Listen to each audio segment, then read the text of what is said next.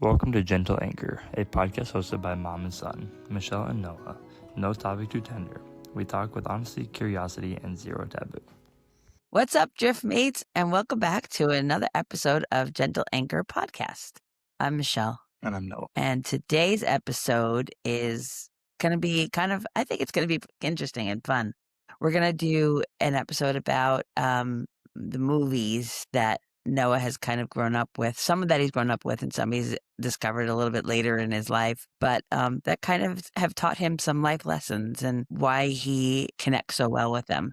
And and see kind of what he thinks about that. So you're in for a fun one. And we'll get into that here in a minute. We will probably just start with the drift check. And it's early morning, so we're both a little I don't even know how to say what we are. Tired. But anyway, drift check. How you doing, Noah? Tired. We both are. No, I'm good.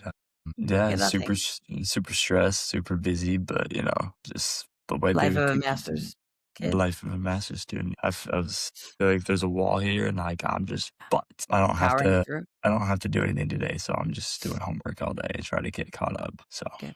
Powering through. That's good. Yeah. So how are you? I'm good. My last week and a half has been consumed by trying to acquire Harry Styles tickets that I was unsuccessful for. So it's tough. Yeah, the early mornings have been, pretty brutal, but I was trying really hard to get them on Ticketmaster because that's where they were being sold. But if I decide to go, then I'm just going to buy them off of like a second, like a resale. Like a seat. Yeah, something like that. But I'm not sure I'm going to go, so we'll see. I would like to, but I hope he'll come out with more dates. I'm telling you, I love you, but you missed your shot. On Harry Styles? Yeah, you're about 10 years too late. I don't care. It's not the point. Thank you. Anyway, just go check out our socials. Oh, yeah, Noah's got the socials going. Go. You can go to our TikTok or Instagram and our Facebook, Gentle Anchor Podcast. Check out the YouTube and Spotify. Click to subscribe. Apple Podcasts, por favor. Yeah. The socials are fun because they give us an opportunity to do things a little, be a little edgy. But I've been trying to do I'm going to see about doing like longer videos. So sometimes I'm going to try to do some excerpts from the video, the episodes on YouTube. So it's the only place I can do them because it's the only place that supports long form. But like 2 to 3 minute videos of just kind of some like longer excerpts than the shorter clips. So that was tough. That was hard for you to say. That was like just giving stroke. It's fine. I did not have a stroke. Thank you. Anyhow, let's get into it. So the movies that we're going to be talking about are some pretty cool ones. Dead Poet Society, which came out in like 1989. 59? No, it came out in 1989. It's based in 1959. That makes sense. Yeah. And if you have not seen this movie, you should be watching it. Absolute banger of a movie. Yeah. It's got Robin Williams in it. Yes, he's funny in it, but it's also a serious. It's not his typical kind of movie. It's really, really, really good.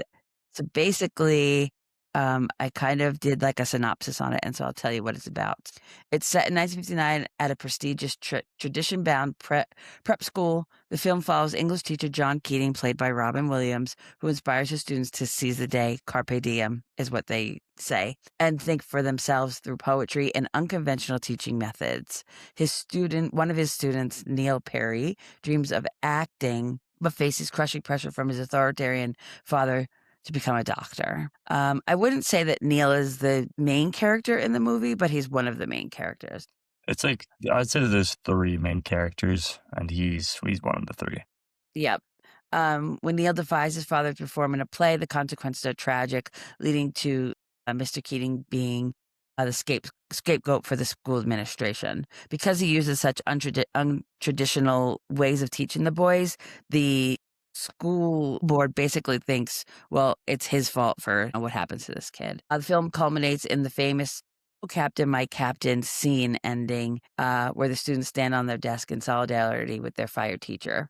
And honestly, it's an iconic scene. The other main character in the film is his name is Todd, and he's a kind of shy kid who comes. The other kids know each other.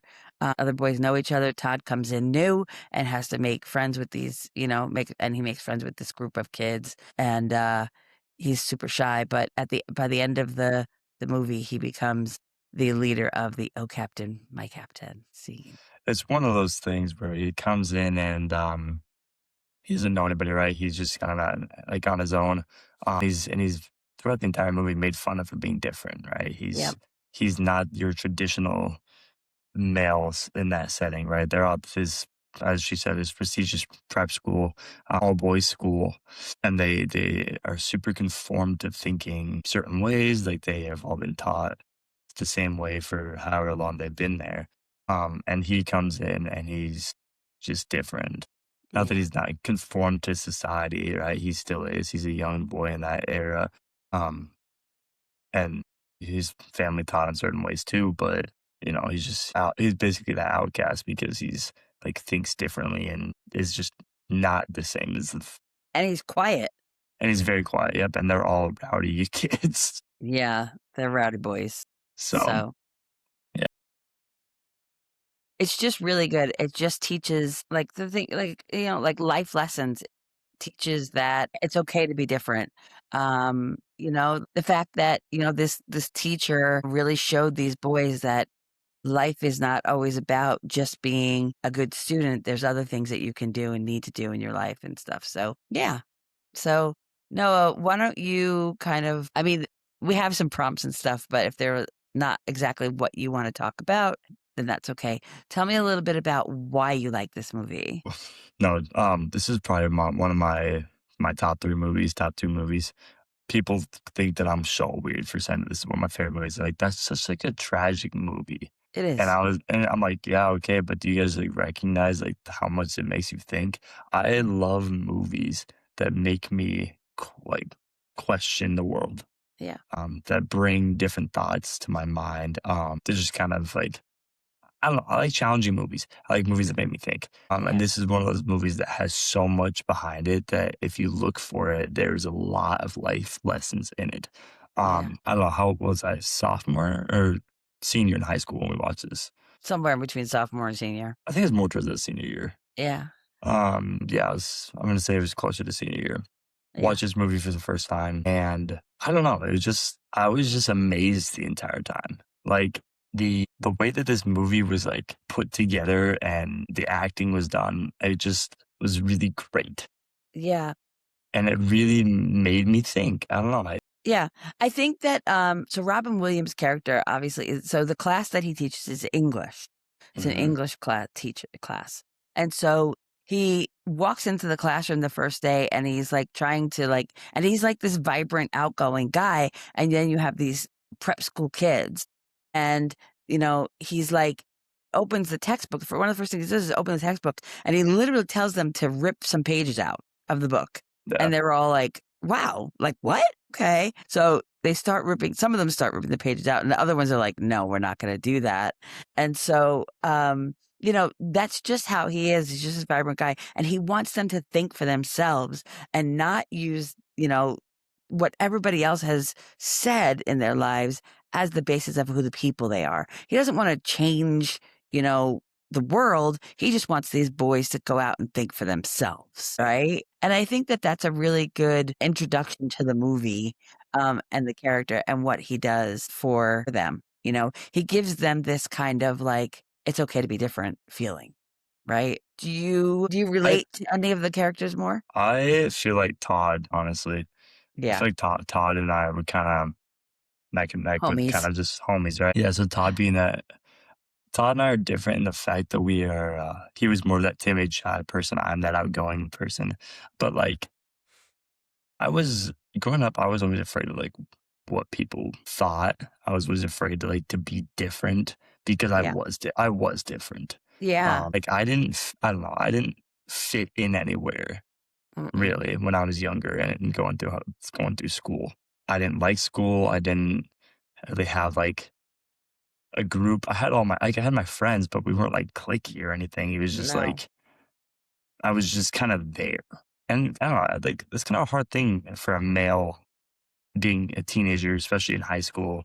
Like you want to be known, you want to stand out a little bit. And I think a part of me like wanted to kind of be that Neil version where like I wanted to be something more. Like Neil was that person in the movie that was at the top of the class. Like he was like everybody knew him. He was the leader of the group, like Yeah. all these things. Um and like I looked to be like that, but I was just not. Not that. I was just not that. And so Yeah. when I saw this movie, I think that I was just like really interested in how Keating was able to take this young, timid, shy person and make him into something so prestige and just like profound and having his own voice. Yeah. Because I think that all voices need to be heard. I think that like every individual person has a reason to be Something to themselves say. and Yeah. something to say, right? Yeah. And so kind of when I saw that, it kind of changed my perspective on that. And I was more of the lines of I am valid for like being myself, right? Like Yeah. I'm allowed to go out into the world and make something of myself and be whomever I want. I don't have to conform to society. I don't have to care what everybody else around me. Because in high school, right, it's you're popular, you're not. Yeah. You're like on a sports team, you're not. And I played sports, like people knew me, but I wasn't like That's right. that big thing, right? And so once I moved to college, it was just so I was allowed to, especially because of how far away I moved, I was just allowed to like kind of choose who I Shape wanted to us become and Choose shape someone. myself. Yeah. And carpe diem, seize the day, and just be who you want to be. Yeah. I think so. Yeah, Todd is that character that is defined as that. He is the character in the movie that I would say is the one that is supposed to make you feel that way. And so it's good that that happened.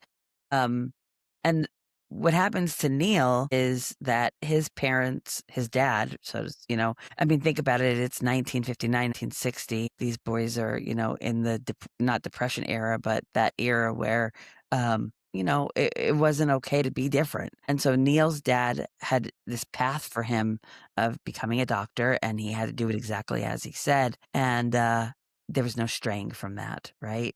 You can tell that, you feel that tension between him and his dad from the very beginning. Neil has these other plans and wants to pursue other things, enjoy, be creative. And so he ends up trying out for a play, to be in a play, and he gets the movie is, I think it's A Midsummer Night's Dream, and Hmm. gets the part of Puck, which is one of the more main characters, and he's very excited about it, and he doesn't want his parents to find out. But anyway, his dad ultimately finds out, sees that he's done this, drags him home from the thing, and Neil ends up killing himself in the movie. It's so tragic. I was gonna say don't spoil it, but this movie's been out for quite some time, Yeah. so Yeah.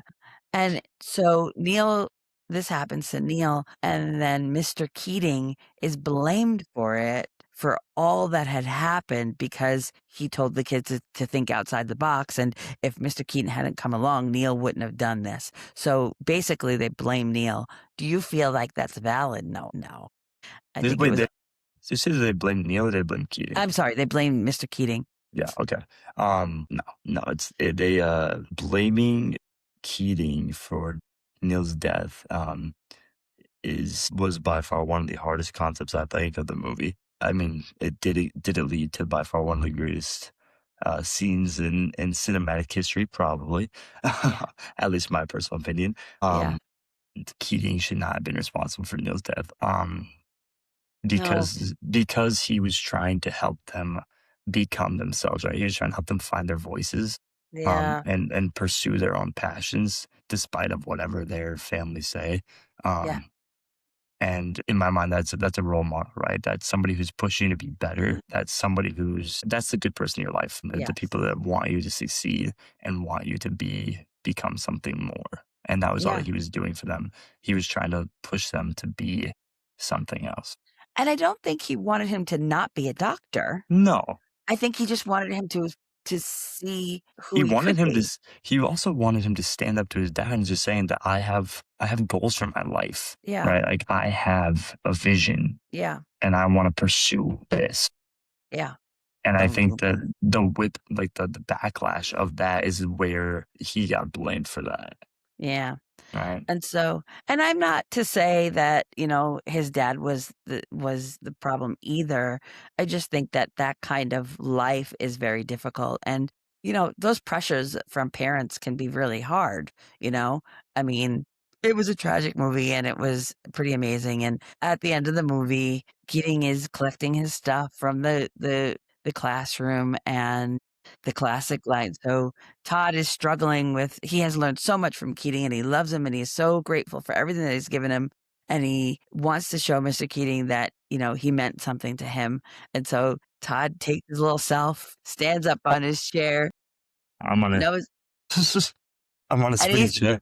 yeah, and he says, Captain, my Captain, my captain. captain, which leads some of the other boys to do it. And the He stands teacher, at the their desk, but yeah, he does. And the school administrator that is teaching the class, filling in for the moment, is fucking pissed. But it's a he's also defining yeah, moment in he's cinematic history. So it's pretty cool. So if you have a chance to watch that one, we highly recommend it. Huh? Anything else you want to say about it? goated movie.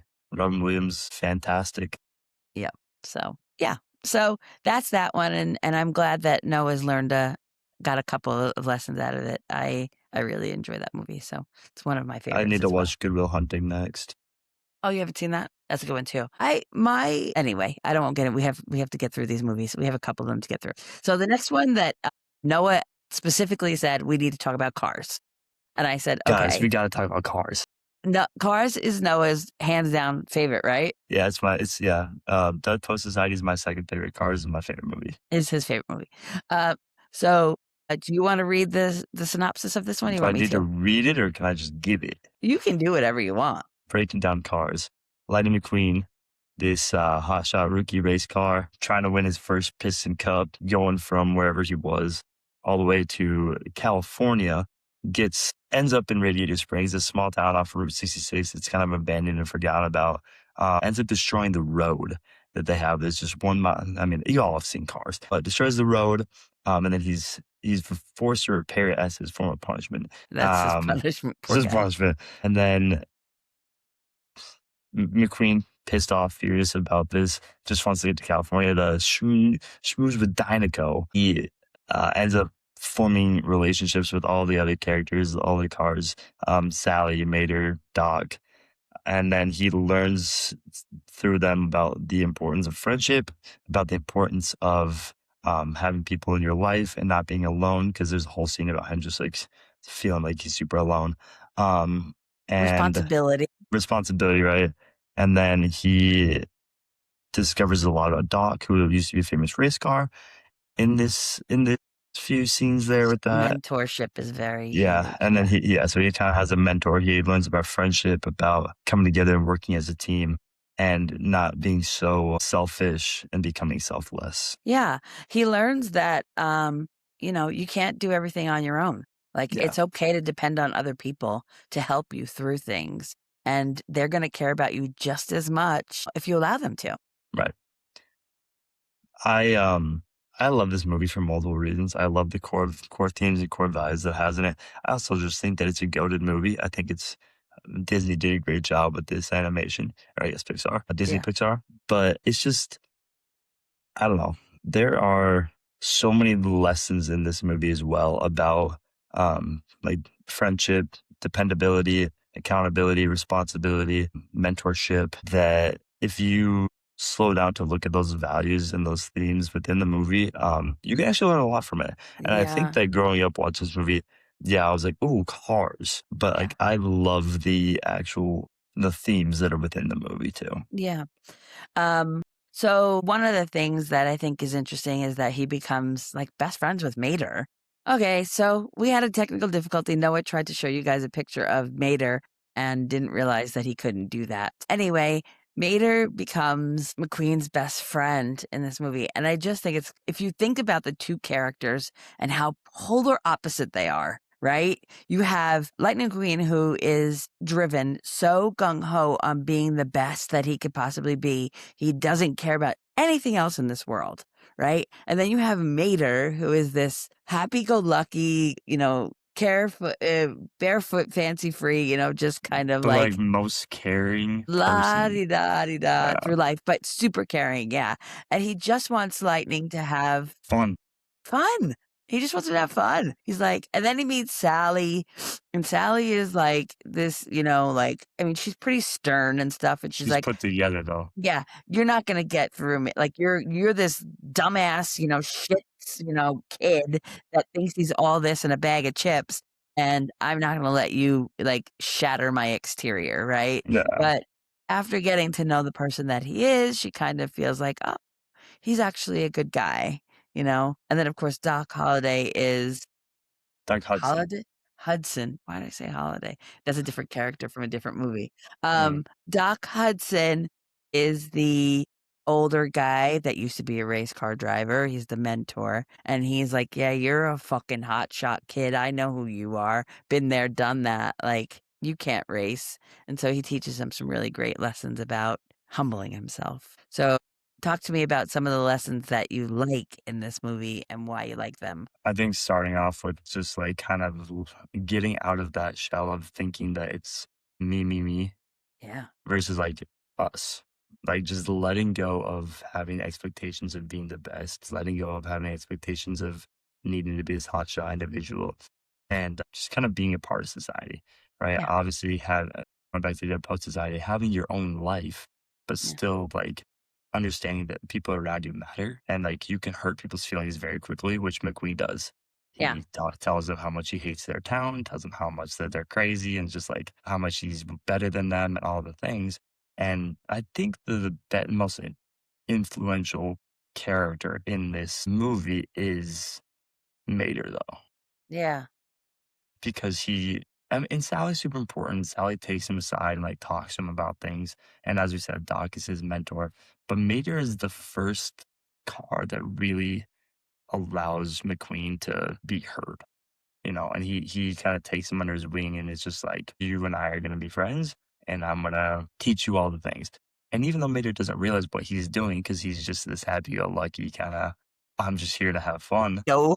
He, Yeah. he kind of helps McQueen realize that maybe there is more life than being alone. I think that it's also like mentorship is another big one for me, Yeah. especially now where I'm at in my life with just like having those mentors in my clinical settings and my preceptors and just, people that have kind of helped me to get where I'm going, right? Yeah. And just like helping me believe in myself and understand the importance of having confidence in oneself.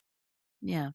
I think that one of the other great lessons about cars is that it's easy to look and see, like to assume what people look like on the outside, right?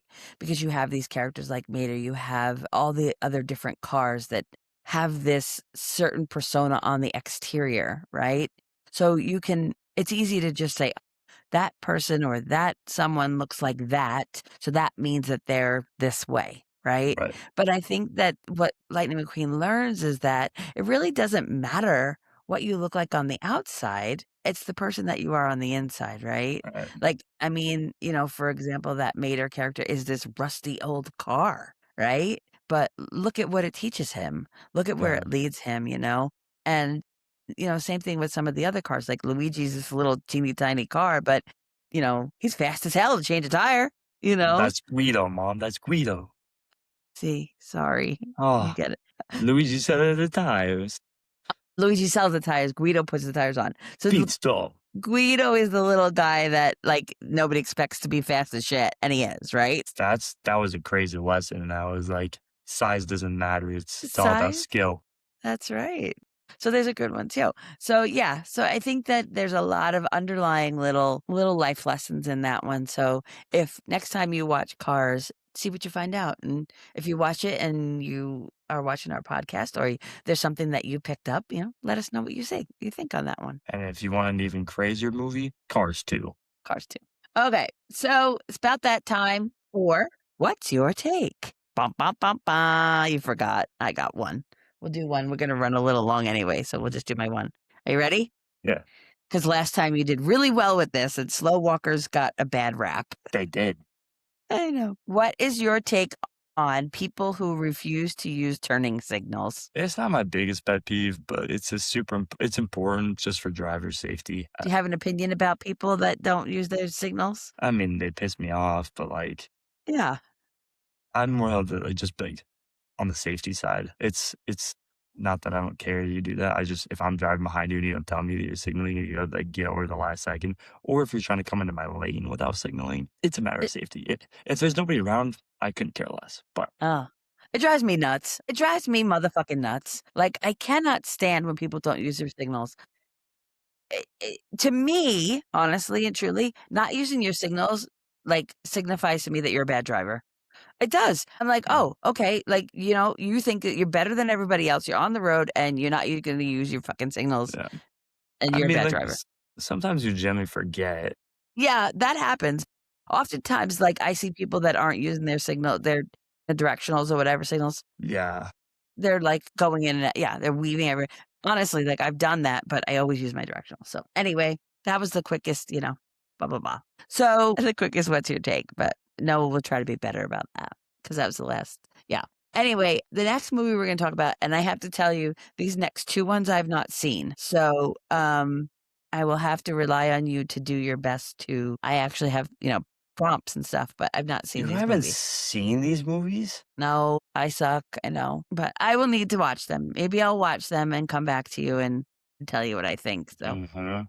The next one is Remember the Titans, which is another one of Tabby and Noah's favorite movies. They actually watched it while they were home. Did you? No. Okay. Usually when they get together, they watch it anymore, but this hadn't happened, so but anyway, do you want me to read this or do you wanna talk about it? Well, everybody seemed to remember the Titans, so I'll read this thing. Based yeah. on a true story, the film is set in 1971 Alexandria, Virginia, where two high schools, one white and one black, are forced to integrate. And of course, it's in the 70s, so that was early 70s, that was a thing. Coach Herman Boone, who's played by Denzel Washington, a black coach, is appointed head coach over white coach Bill Yost, creating immediate tension. The football team, oh, it's about football. The football team, deeply divided by race, is forced to come together at training camp where Boone pushes them brutally hard, forcing white and black players to learn about each other as individuals rather than stereotypes. Through grueling practices, honest conversations, and shared struggle, the team becomes brothers. Their unity on the field begins to heal the fractured community off it through racism and resistance. Though racism and resistance persist. Core themes are confronting prejudice, the leadership under pressure, unity forged through adversity, and how sports can be a catalyst for social change.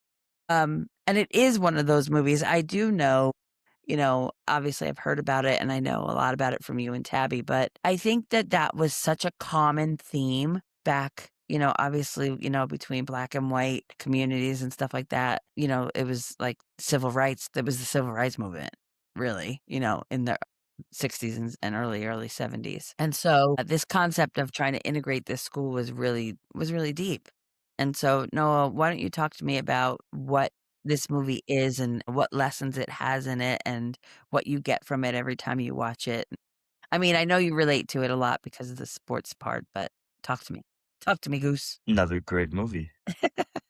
Remember the Titans. It's a classic. I think that every year after we would learn about, like, racism and stereotypes, we would honestly watch this in school, Yeah. because it was just one of the most, um, like, profound and it's easy for younger kids to kinda recognize, see the differences. Um This movie's fantastic. I can't believe you haven't seen this. It teaches you a lot about what we just talked about, is that it doesn't matter what you look like on the outside, but it's all matter what's on the inside. These boys go to camp and they have to spend 2 weeks with each other and they hate each other. Yeah. But there's like 2 particular players Okay. that really don't care. And one of them's name is Louis. They call him Louis Elastic. He's the biggest player. He's the biggest boy on the team. And he sits down. So at each table during their lunch scene, they all are sitting. Whites are sitting with whites, and like each like defense and offense. And then the blacks are sitting with blacks, right? And Louis just comes over and just sits down and doesn't care about any of this stuff. With the And white kids? He sits down with the black kids. Okay, so he's white. Yep. He sits on, and they all ask him, like, what he's doing. He's like, "I'm just trying to eat lunch," like, and then everybody at this moment is, like, looking around like, "What the heck just happened? Like, why are we doing what like, why are we integrating right now?" Yeah. And anyways, Coach Boone makes him stand up, and he's just like tells him, like, asks him how much he knows about all the players on the team. And so he forces them to, because he at the very beginning of all this, he made like one white and one black share a room. Then they had to report back to Coach Boone about what they learned about the individual. So not only are they at camp, but they had to like do research on the other person. Stop tapping on the table. Sorry, they had to do research on the other person, right? And he says for like every person that doesn't get this done, the training camps can be even harder. And it's really great just to like kind of learn about eliminating stereotypes and learning about individuals, to conceptualize in life, right? We have to understand that we automatically like judge people and kind of we take one look at them and we make an assumption about them. Everybody does it. Yeah. Even if you say, "No, I don't." Yes, you do. Yeah. It may not be the meanest thing, but if you say, "Oh, her outfit's cute," technically you're judging somebody, Yeah. right? You're making, maybe not her, but you're making a judgment about that person. And Yeah. then you begin to wonder, okay, if I like that outfit, right, what else might I like about them? Or, if somebody comes off and rubs off on you wrong, maybe they're having a bad day, and you then associate that with the individual I and stuff. I don't necessarily agree that if you're saying something about their outfit, you're making a judgment. I think that's a perception. Okay, Um, perception, yeah. yeah, I think that a judgment is a little bit more harsh than that. Right. Okay. Yes, but you still make a conscious thought about that person. I mean, yeah. I mean, yeah. You're Maybe thinking it. judgment. Maybe judgment's out there, but like you stereotype people. Sure. No. Okay. I think that if you're complimenting somebody or saying that something about their outfit, if you're not saying she looks like a hag, like that's a judgment. But if you're saying that outfit is a cute outfit, like that's not a judgment more as it's a perception. And judgments are negative, perceptions are, like that, something like that is a little bit more positive. Like, so it depends on what your intention is with the statement that you're making. Yeah. I mean, yeah. I think that's what I was trying to get through. Yeah. But yeah.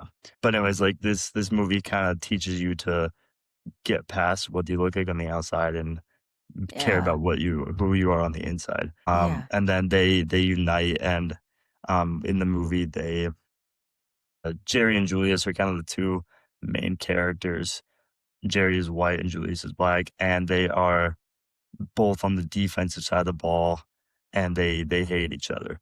But then they kind of unite in understanding that they have a common goal of just winning state, and it kind of unifies them, and it helps everybody as a team kind of see that they all just want to they're all playing football because they just want to win. Yeah. Uh, Do you feel like sports movies have a tendency to be that type of movie that can teach you lots of lessons? Sports movies can teach you so much. And I think there's a reason for that because there's so much to be learned in sports. Yeah. Yeah, sports teach you a lot about yourself, teach you a lot about teamwork, about, passion, drive, humility, Good coaches, bad coaches. good coaching, bad coaching. And in this movie, they have good coaches. Yost, the white coach, decides that he's willing to move past like his like becoming coach of the year and stuff like that, and giving all that up so that he can work with this team to do Help what's him. right for them. Yeah. And it sounds like the movie's a lot about integrity and, doing what's right even when nobody's looking. Hmm. And those are lessons right there to be learned. And yeah, I think that like any movie that is going to push you to think outside the box and outside of yourself is a great movie that has wonderful lessons. So, do you have a character that you in this movie that you connect with the most? I mean, so Jerry's the leader, right? He's the captain, Uh-huh. and he just kind of. I want to say that I could be like Jerry, but I Okay. don't. I mean, like I don't know exactly. He's kind of. And then there's a few other. I don't know. That one's kind of a tough question. Okay. That's fair. Yeah, I don't know that I have a character off the top of my head that I'm like. Yeah. Okay. Well, we have one more, and we're gonna have to breeze through this because we are running a little bit long. Well, good thing you've never seen this movie. So, in light of the Olympics, the Winter Olympics starting Cool Running. today, we are going to Yeah. start talking about cool runnings. I have never seen this movie, but there's a line that Noah says that makes me laugh, and he always says it. And what is it? Which one? The Jamaican when you say the thing about the Jamaican bobsled. Feel the rhythm, feel the ride. It's Jamaican bobsled time. Feel the rhythm, feel the ride. It's Jamaican bobsled time.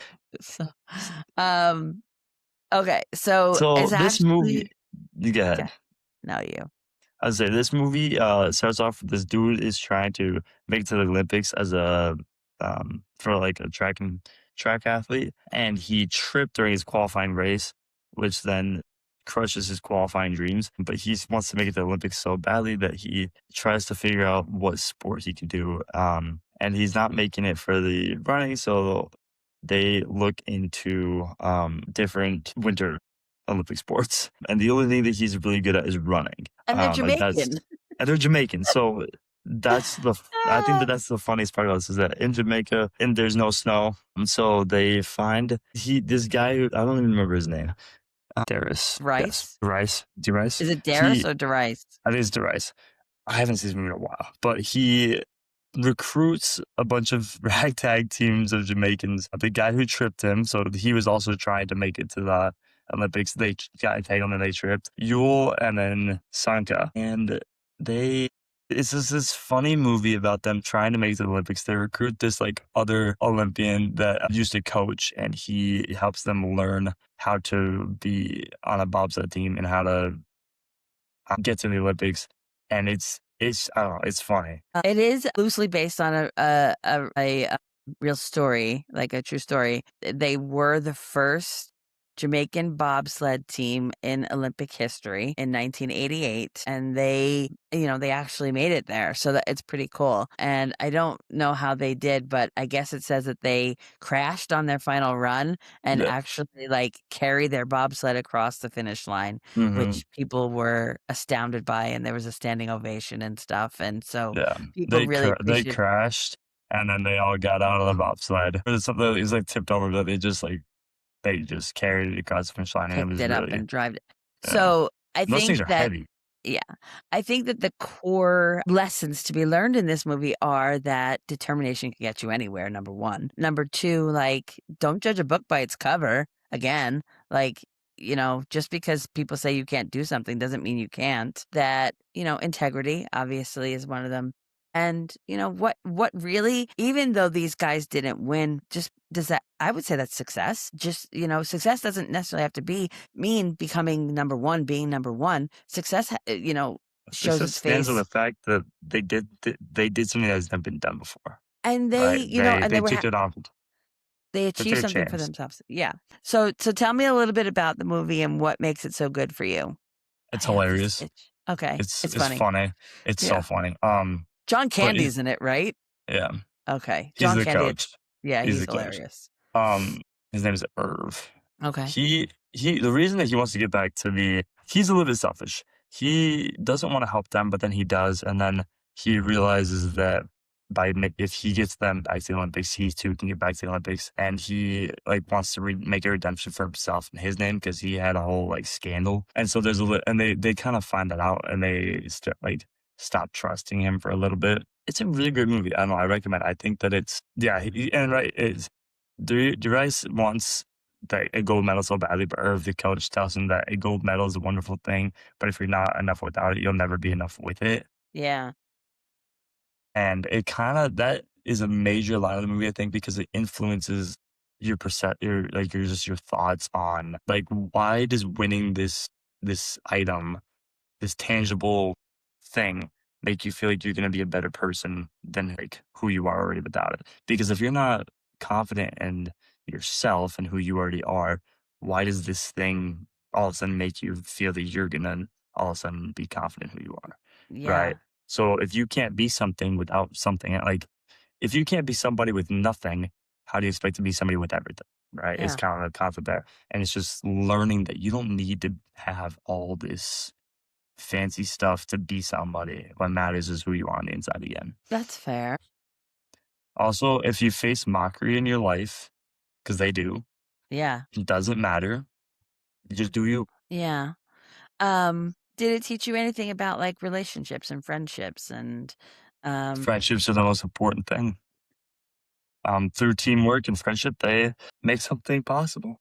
yeah. And I think that it's just like sometimes the thing about friendship is even if you're not believing in yourself and you have those good people around you, they can teach you so much, like how to believe in yourself. Sometimes it's somebody else's faith in you that keeps you going, and like I think I mean, I think it like that definitely you could see that that was a role played a role in this movie, because of the friendships that they, made and stuff like that. So very cool. Interesting. Interesting to see how movies actually can teach us things that we don't even realize they're teaching us. I think that it's a fun, and I think that's a good thing about movies. You can always escape into something else, right? If you're just having a day or whatever, you can put a movie on and you can either just enjoy it for what it is, or you can realize, oh, there's something to be learned in there. And Yeah. I think that that's kind of, I appreciate, you guys watching these movies as a mom and saying, like, that really meant something to me. Like, I didn't just watch that movie and it was just fun to watch cars. There's actually life lessons in there that I've come out of it with. And I think as a parent, that's really cool. Do you Yes. have anything else to add? Nope. No. No. Okay.